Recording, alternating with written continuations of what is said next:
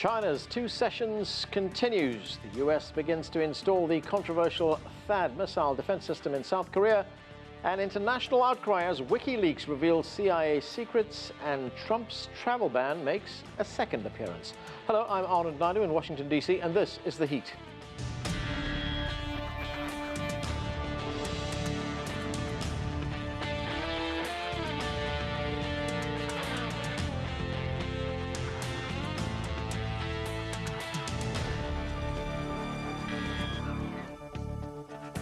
So, who can analyze the headlines better than the reporters and journalists who cover the world's biggest stories? That's why we bring together journalists from around the world to discuss the stories making headlines around the world in our Reporters Roundtable. China's two sessions focus on the economy, tensions on the Korean Peninsula. Wikileaks reveals some of the CIA's biggest secrets, and the Trump administration unveils its latest travel ban. To discuss this and more from Beijing, Qinduo Xu is a political analyst for China Radio International. With me in the studio, Nathan King is a correspondent for CGTN. From Paris, Eduardo Cue is an international freelance journalist, and from North Carolina, Mary C. Curtis is a columnist for Roll Call. Thanks to all of you for joining us. Qinduo, let's start in Beijing. A big time for China right now. We've got the two sessions meetings taking place. This is the time when China charts its course forward, a whole range of policies. What's the focus on this year? Well, obviously, the most important issue is about economic growth, or to be specific, the growth speed. So, as spelled out in the government work report by the premier, it's 6.5%, or about 6.5%. So that's different from last year's growth speed is from 6.5% to 7%. So it's in the middle. But for this year is around 6.5%. We can see there's more flexibility. And in general, people see like a 6.5% is a growth speed where you can create enough jobs to maintain social stability. At the same time, this speed is quite realistic, that meaning like it is achievable. Given those, especially the strong numbers in recent days mapped out by the Chinese government. So people are, in general, very optimistic about this year's economic growth. Right, Nathan, so 6.5%, and in fact, Premier Li has talked about creating 11 million urban jobs. But the other big focus at two sessions, defense. Yeah, I mean, Chinese defense. I can tell you a lot of the foreign journalists out there all want to know the defense budget. And it was a big surprise because it was steady as she goes, much like the rest of the two sessions, so in around 7% growth. That's kind of in line with GDP growth. So there was a bit of surprise considering a lot of people from the outside thinks China's ramping up its arms spending, ramping up. But behind this figure, what really we should be looking at is the massive reorganization in terms of the armed forces in China started under Xi Jinping. They've been a land-based mass army for a long time. And what's happening is they're repositioning, very much focusing on the Navy, for example, very much focusing on being able to do the job with modern equipment rather than large numbers. So that is part of that reorganization. But there was many foreign observers who were very surprised that that number was as low as it was. And that 7%, is that an increase or is it about staying the same? Yeah, it's 7% increase. I just want to make one point. I thought the two sessions coverage on CGTN was really good. But did you notice that there was huge amounts of coverage of the two sessions on all international media this year? That's right. It was really interesting. And for the first time, I thought the international media were trying to explain China's political system in a kind of an open way. And I know the Chinese authorities did a lot to try and bring more international media in and use the web to try and book interviews and all that sort of thing. So that was a big surprise for me. Yeah, well, that's a big thing. This is the blueprint. This is when China tells the world what it's going to be doing. Mary, of course, the two sessions focuses on Chinese policy, but delegates will also be looking very closely at the new United States President, Donald Trump. And if we look at Donald Trump's style and his views on what the place he wants America to occupy in the world, it's very different from the Chinese leader's view. We had President Xi Jinping talk about globalization, talk about an outward look, and we heard Donald Trump talk about America first. How do you think relations between these two countries will evolve? Well, they're both practical leaders, and they're going to have to figure out a way to make it work because it is a global economy. But at the same time, they have a lot of ground to make up. Donald Trump started off, even in his campaign, talking about China as a currency manipulator, talking tough on trade, and then basically talked about using Taiwan as a bargaining chip. Of course, now he's tried to make nice, and he's reiterated that he believes in the one China policy, but they do have a ways to go before they reach a certain agreement. But they are practical leaders, so everybody will be looking to see what's next in the relationship between these two giant powers. Okay, let's go to Eduardo Cue in Paris. Eduardo, as Nathan pointed out just a moment ago, there's a lot of international interest in these two sessions meetings taking place in Beijing. There's something like 3,000 journalists covering the two sessions meetings. What's the global view of something like this? Well, I think that what the international press is trying to look at is they're trying to look at signs for some sort of a sign about where China is going to go. The two sessions basically are set pieces, but you can still, there are reports, there are petitions, and you can see exactly where the Chinese government intends to take the country. I think that for the international media, however, this is preliminary to the real power in China, which is, of course, the Chinese Communist Party, which is going to be having its session every 5 years later on this year. And here the main issue is, will Mr. Xi Jinping be able to go beyond the traditional two-term limit? And this is, I think, what the international press is looking at, and many of the reports are emphasizing the fact that they don't want to rock the boat at these two sessions because they want to make sure that everything is set for the Chinese Communist Party Congress, where that decision about Xi Jinping will be made, and it looks as though he may very well stay on longer than has been the tradition. Well, that's not quite decided yet, and remember, he's still in his first term. So actually, in October, it will be about his second people, term. However.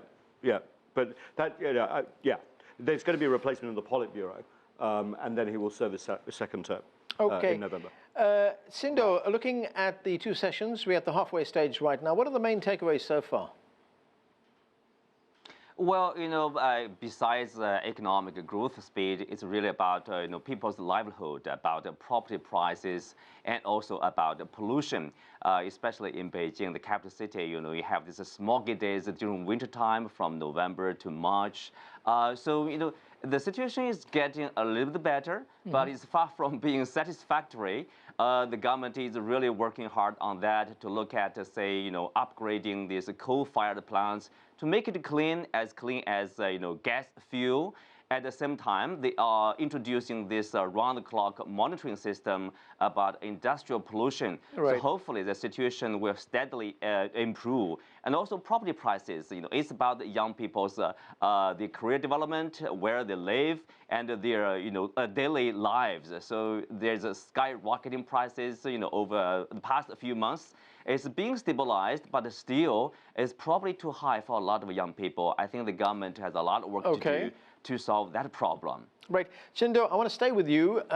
Move to one of China's big and important neighbors, that's South Korea. Lots happening in South Korea. The president has been unseated by the country's constitutional court, and it comes at a time when the United States is deploying the THAAD anti-missile system. That is something that is opposed by China. China, in fact, vigorously opposes the deployment of the THAAD system in South Korea. I want you to take a listen to what the Chinese Foreign Minister Wang Yi had to say about that. Let's watch. The deployment of the very controversial THAAD system by the U.S. and the ROK is the biggest issue affecting the China-ROK relations at the moment. China has expressed its strong opposition from the very beginning, for it's common knowledge that the monitoring and early warning radius of THAAD reaches far beyond the Korean peninsula and obviously undermines China's strategic security. So, deploying THAAD is clearly a wrong option. So, though we heard the foreign minister telling us there, that affects China's strategic standing in that part of the world. How does the deployment of THAAD, let's say, affect the strategic balance in that region? Well, obviously, on the first level, it is affecting China's security interests here. We know it's not really about the THAAD system, it's really about its radar system, powerful radar system. It can basically goes far deep into the Chinese territory. You know, if there's a missile test by China, the data would be collected by the US side. So this is a damage to China's security interests here. And most importantly, it's really breaking the balance of power, delicate balance of power in this Northeast Asia region here. So, you know, if you break the balance to the advantage of the US, South Korea, or Japan, and then, you know, China, Russia would be forced to do something to respond. And then you would create this vicious circle of somehow arms race. This is really damaging the long-term peace and stability in this region. I think this is most worrying. Right, Nathan, nothing, of course, is certain in politics.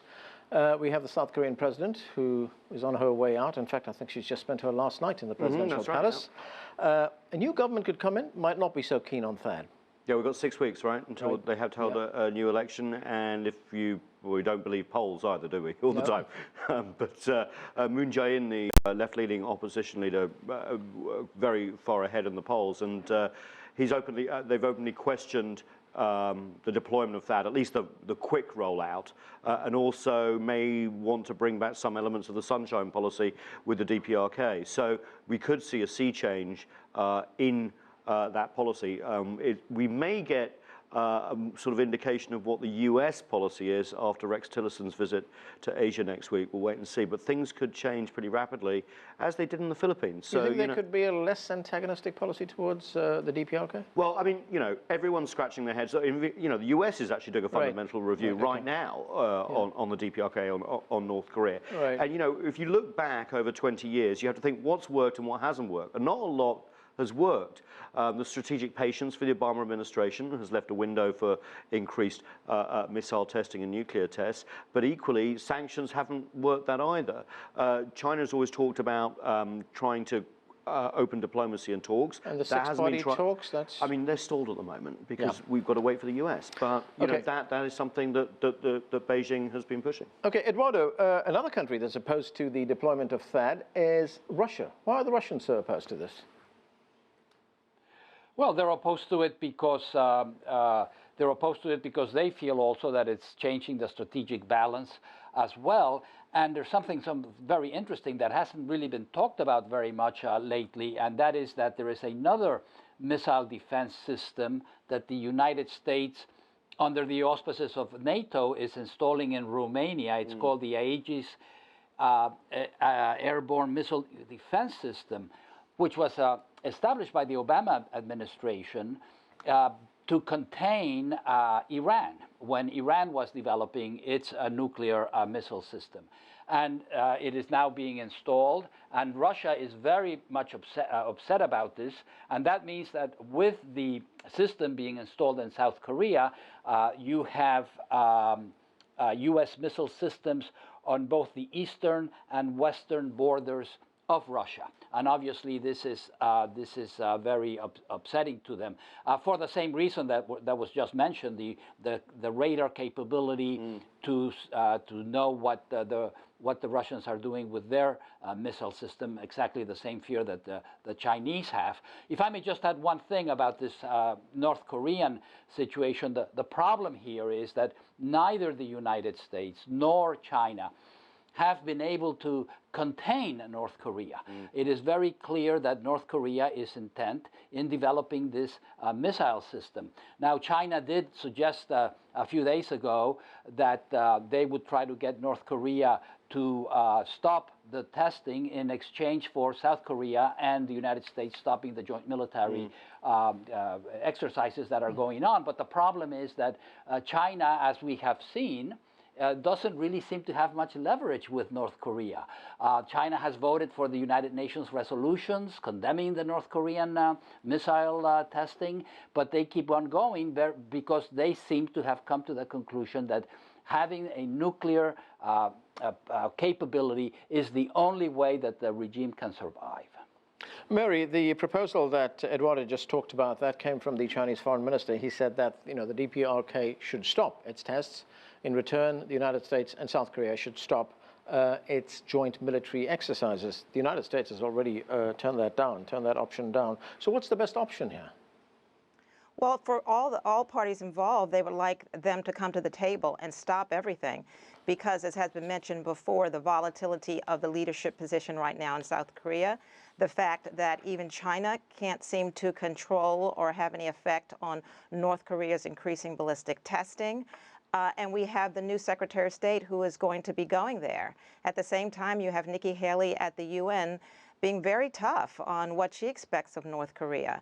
So right now, I think that all parties would probably want to stop to assess the situation and have some kind of talks. Though, as your previous guest has said, it is not clear that that would really have an effect on North Korea.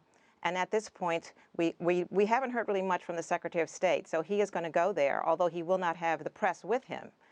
So everybody will be looking to see what the next steps will be. Nathan, does China have... Yeah, go ahead. To that Go ahead, Eduardo. Well, I think that China is in a very difficult situation here because they obviously are very unhappy with the North Korean ally, but they can't push it so that it collapses, because if it were to collapse, that would mean that they would have United States troops and United States missile systems at their own border. That seems to be pretty clear. So they have this horrible balancing act, whereas they want to contain North Korea, but if they push it too long, too much, it would create a real security problem for China. Right, Qinduo, yeah, and they've been go ahead. They've been taking a lot of actions against South Korea as well to try to leverage their relationship with them. So you see them trying to really play both sides here. Yeah, Qinduo, how limited are China's options in dealing with the DPRK? China did impose limited sanctions, stopped coal imports from the DPRK, but that was for a limited time only. Does China have any other options they could exercise? Unfortunately, not many options here. As the previous guest has pointed out, there's of course the concern of the worst scenarios, the collapse of the government in the north, or say there's another worst scenario would be like a military conflict really between North Korea and South Korea and the United States. So both options are really bad for China right now. So that's why you have this suggestion from the Chinese foreign minister, basically describing the two sides as this colliding train with full speed. He's asking for both sides to step off a little bit, back off a little bit. But unfortunately, this is not the case right now. Hopefully, with the situation change in South Korea, there will be a new president very soon, new government. Hopefully, we'll have some new set of policies or change of tone toward North Korea and China. The situation hopefully will improve a little bit. Okay, you want to say something? Oh, I just want to say the situation is holding up regionally too. Japan is making noises about actually having its own ability to strike the DPRK itself. Okay. Can you imagine if they did that and then the DPRK attacks are okay? So South Korea really wants to make sure Japan doesn't do that as well. So the regional dynamics here are getting a little tense, much more tense than usual actually.